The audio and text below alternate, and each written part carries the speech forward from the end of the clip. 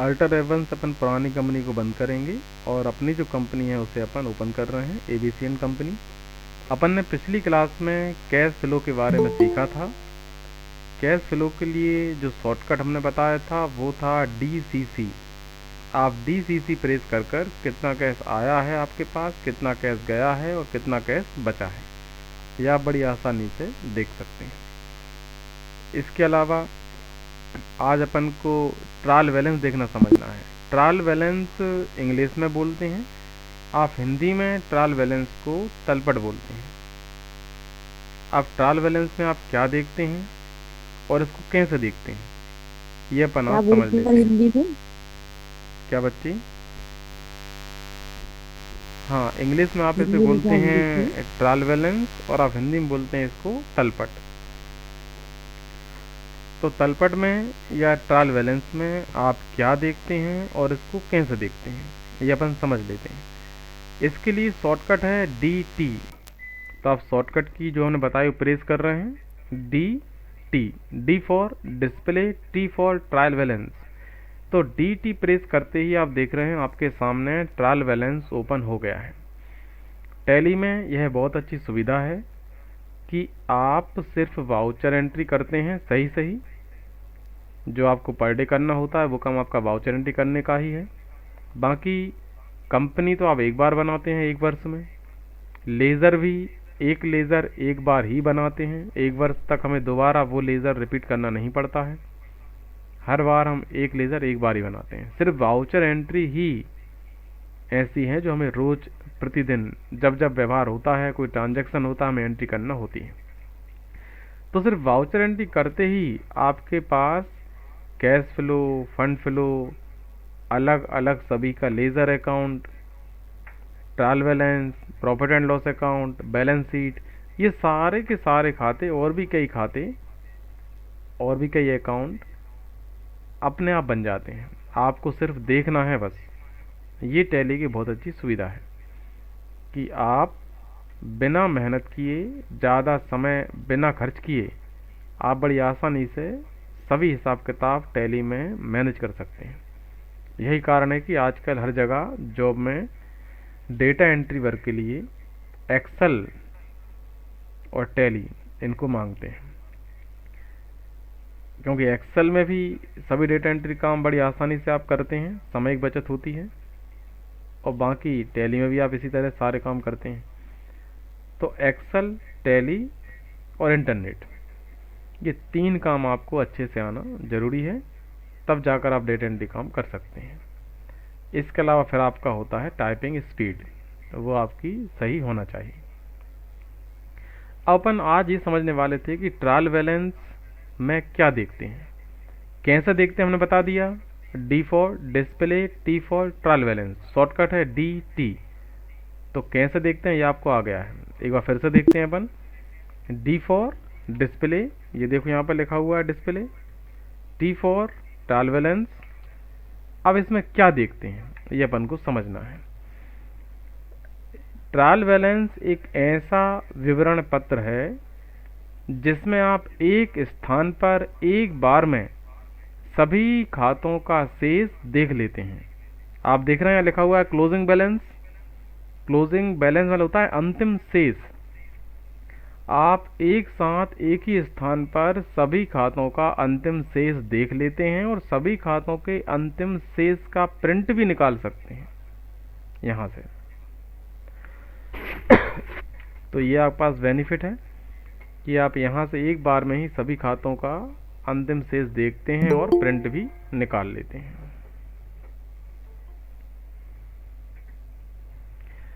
अब इसमें capital account आप देख पा रहे हैं, करंट एसेट्स, सारी सारी स्थायी संपत्तियां भी आप यहाँ पर देख रहे हैं।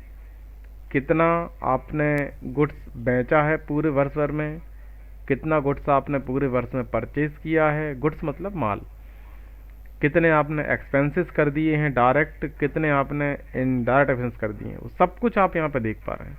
अब यदि आपके माइंड में क्वेश्चन आता है कि इनडायरेक्ट एक्सपेंसेस 30,200 कर तो दिए हैं, पर 30,200 क्या खर्च कर दिए हैं, आप इंटरप्रेस करेंगे और एंटर प्रेस करते ही आपको दिखने लग जाएगा कि आपने वो 30,200 जो खर्च किए हैं, वो 30,200 क्या क्या खर्च किए हैं।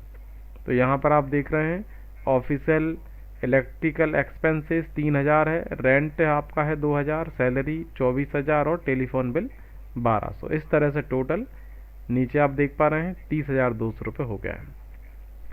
ऐसे ही सभी का आप देख सकते हैं। आपको जिसके बारे में जानकारी लेना हो, कौन कौन से एक्सपेंसेस हैं, आप सभी एक्सपेंसेस को इस तरह से देख सकते हैं। आप चाहते हैं यहीं पर आपको सब कुछ दिखाई दे, सारी डिटेल यहीं पर दिखाई दे, तो आप डिटेल ऑप्शन से देख सकते हैं, यहीं पर सब कुछ दिखने लग जाएगा। वापस क्लिक करेंगे कंडीशन पर तो वापस आप इस तरह से पुरानी कंडीशन में आ जाएंगे। इसमें आप ये देख सकते हैं कि आपने पूरे वर्ष भर में कितना गुड्स परचेज कर लिया है, कितना आपने पूरे वर्ष भर में बेच दिया है। अब आपने अगर बेच दिया है तो किसको बेच दिया है, कैसे बेचा, नगद, उधार। तो इंटरप्रेस करेंगे और इंटरप्रेस करेंगे दिख जाएगा अप्रैल में बेचा, और इंटरप्रेस करेंगे दिख जाएगा कि कैश बेचा है। उधार होता तो यहाँ पर उस व्यक्ति का नाम आता जिसको हमने उधार बेचा होता। नगद बेचते हैं तो यहाँ पर कैश हो जाता है। इससे हम समझ जाते हैं कि अपन ने ये नगद बेचा है। और इंटरप्रेस करेंगे तो पूरी एंट्री भी आपके सामने आ जाएगी। नरेशन नीचे लिखा हुआ है being goods sold on cash, नगद माल बेचा। तो सभी को आया। आज हमने आपको बताया है ट्रायल बैलेंस कैसे देखते हैं, DT। ट्रायल बैलेंस क्या होता है? यह एक विवरण पत्र होता है जिसमें हम सभी खातों के शेष एक साथ देख लेते हैं, एक ही स्थान पर देख लेते हैं। अन्यथा हमें परचेज का शेष देखने परचेज अकाउंट में जाना पड़ता, सेल्स का देखने सेल्स अकाउंट में जाना पड़ता। यहाँ पर सभी का शेष आपको यहीं पर दिखाई देगा एक साथ। किस खाते का शेष डेबिट शेष है, किसका शेष क्रेडिट शेष है, ये पक्ष भी आपको यहाँ पर दिखाई दे रहे हैं। नियम है कि तलपट का भी दोनों साइड का योग हमेशा बराबर बराबर आता है, मतलब ट्रायल बैलेंस का डेबिट और क्रेडिट पक्ष का योग समान समान आता है।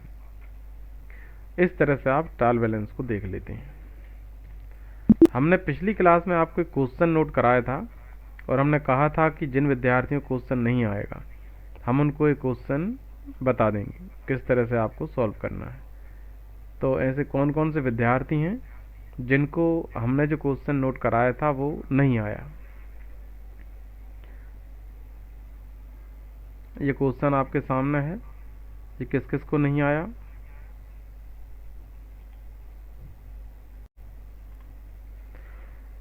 अच्छा, किस किस को आ गया ये क्वेश्चन, किस किस को आ गया है हम बता देते हैं।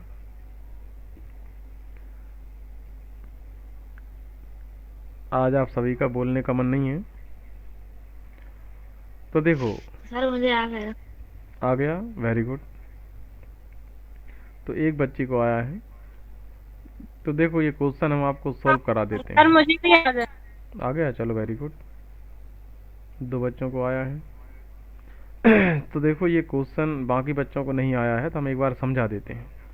सबसे पहली एंट्री है started business with cash 5 lakh rupees. अपन ने बिजनेस स्टार्ट किया है 5 लाख रुपए लगाकर। तो एंट्री आपकी क्या होगी वो हम बता देते हैं। एंट्री आपकी यहाँ पर होगी by cash account to capital account. Cash अपने पास आएगा, घर से आएगा यानी कि कैपिटल से आएगा। अब इसको कैसे लिखते हैं, क्या प्रारूप होता है, हम आपको बता देते हैं। एक आप बनाएंगे कॉलम डेट के लिए, अगला कॉलम बनाएंगे आप पर्टिकुलर अर्थात विवरण के लिए। हम जैसे बता रहे हैं इसी तरह से आप प्रारूप बनाएंगे। अकाउंटिंग का नियम ऐसा ही है। तो आपने पहले डेट का कॉलम बनाया है, फिर पर्टिकुलर कॉलम बनाया है। रिकॉर्ड में लेजर फॉलो अर्थात खाता पृष्ठ का कॉलम भी बनाना होता है, खाते का पेज नंबर। एक पतला कॉलम बनाएंगे जिसमें भी आपको लिखना कुछ नहीं है। यहाँ अपन उस खाते का पेज नंबर डालेंगे आपने जिस पेज नंबर पर इस खाते से संबंधित एंट्री कर दी है। आजकल तो आप काम कंप्यूटर में कर रहे हैं तो आपको ये LF नहीं डालना पड़ेगा। इसका नंबर नहीं डालना पड़ेगा। यहाँ पर आप अमाउंट डेबिट का लिखते हैं और यहाँ पर आप लिखते हैं अमाउंट क्रेडिट।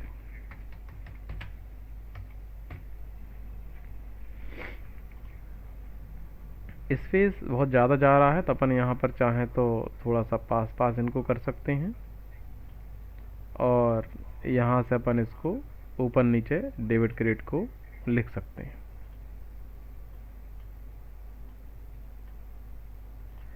ये अपन ने कर दिया है।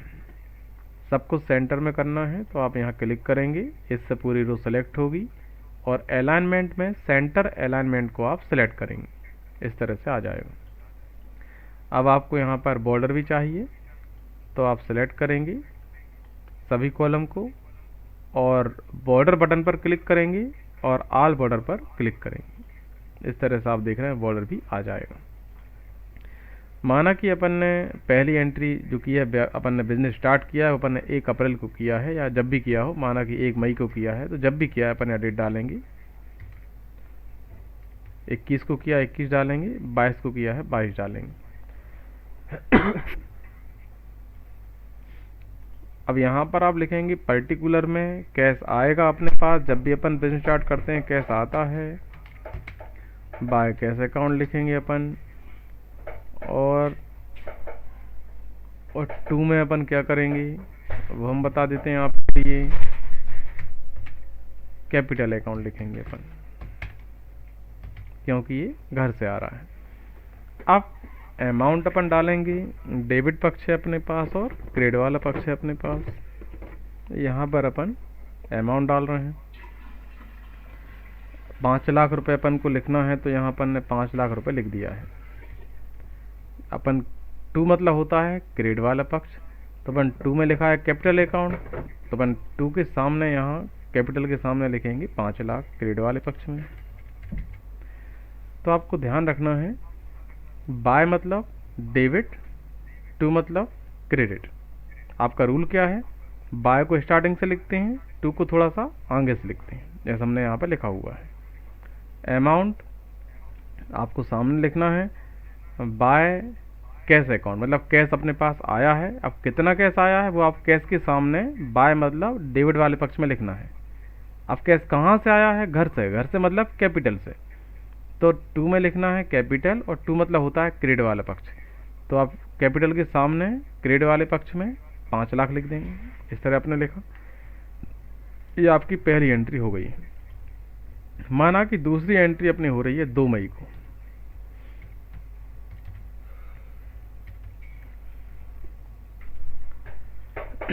यहाँ पर आप 2 मई को एंट्री कर रहे हैं। अब दूसरी एंट्री अपनी क्या थी अपन देखेंगे। ये था गुड्स परचेज। अपन ने माल खरीदा है 15,000 रुपए का, तो अपन यहाँ पर एंट्री करेंगे। माल खरीदा है तो बाय में लिखेंगे अपन परचेज अकाउंट और 2 में लिखेंगे अपन कैश अकाउंट।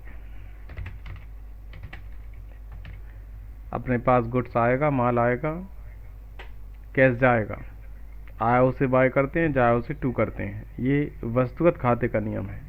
जो वस्तु व्यापार में आया उसे बाय करेंगे, जाया उसे 2 करेंगे। अमाउंट कितना है वो अपन देख लेते हैं। 15,000 रुपये है, तो यहाँ अपन अमाउंट 15,000 रुपये लिख देते हैं। इसके बाद माना कि अगला जो व्यवहार है वो अपना हो रहा है 3 तारीख को।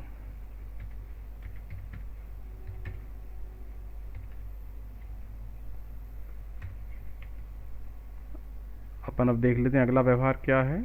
माल बेचा है, गुड सोल्ड, 40,000 का अपन ने माल बेचा है,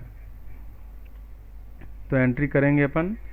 माल जाएगा, कैश आएगा, by cash account, to sales account.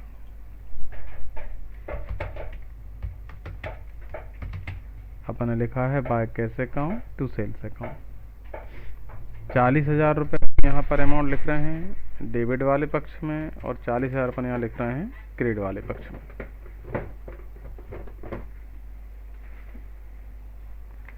अब अगली एंट्री देखेंगे अपन। माना कि 4 मई 2021 को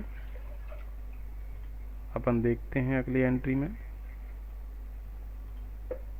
रेंट, पेड रेंट, अपन ने किराया दिया है 5,000 रुपये।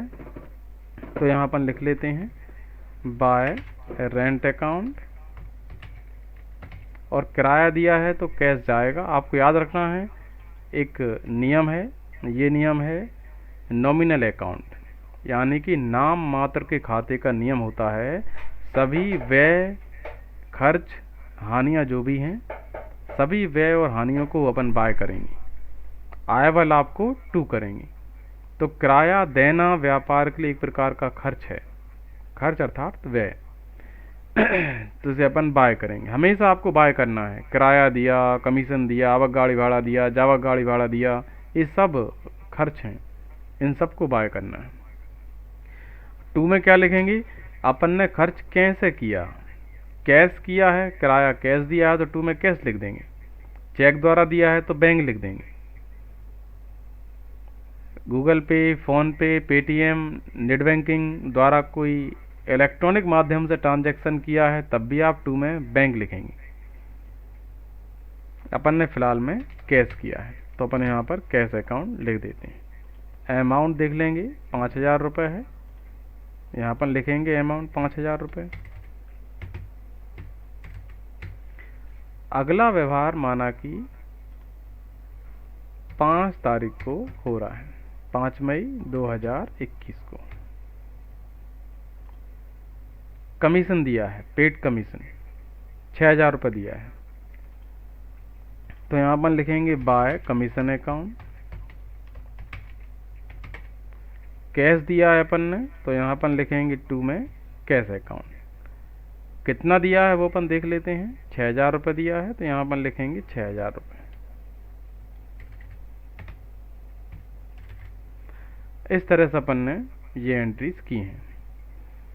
अगली क्लास में हम आपको ये एंट्री आप टैली में कैसे करेंगे ये बताएंगे, और नरेशन कैसे लिखते हैं ये भी हम अगली क्लास में बता देंगे। अभी हमने आपको सिर्फ प्रारूप किस तरह से आप बनाते हैं और किस तरह से आप एंट्री करते हैं, कैसे कैसे आपको लिखना है, बाय कैसे करते हैं, टू कैसे करते हैं, अमाउंट कैसे लिखते हैं, अभी हमने आपको ये सब कुछ इतना बताया है। अभी सभी को इतना समझ में आया? इसमें किसी कोई प्रॉब्लम है एंट्री में? आप एंट्री का स्क्रीनशॉट भी लेकर रख सकते हैं। जिनको एंट्री करना नहीं आया था वो अपने मोबाइल में स्क्रीनशॉट ले सकते हैं। ये 3 एंट्रियां आपको दिखाई दे रही हैं। बाकी एंट्री भी हम आपको दिखा देंगे। अभी आप इनका स्क्रीनशॉट ले लो 3 एंट्री का। इसके बाद हम अगली एंट्री आपको दिखा रहे हैं, उनका स्क्रीनशॉट आप ले सकते हैं। ये अगली एंट्री भी हैं, इनका भी आप ले सकते हैं स्क्रीनशॉट। तो ये आपका अपन ने सवाल आज सॉल्व कर दिया है। कल संडे है, आप कल क्लास पढ़ना चाहते हैं कि नहीं पढ़ना चाहते हैं?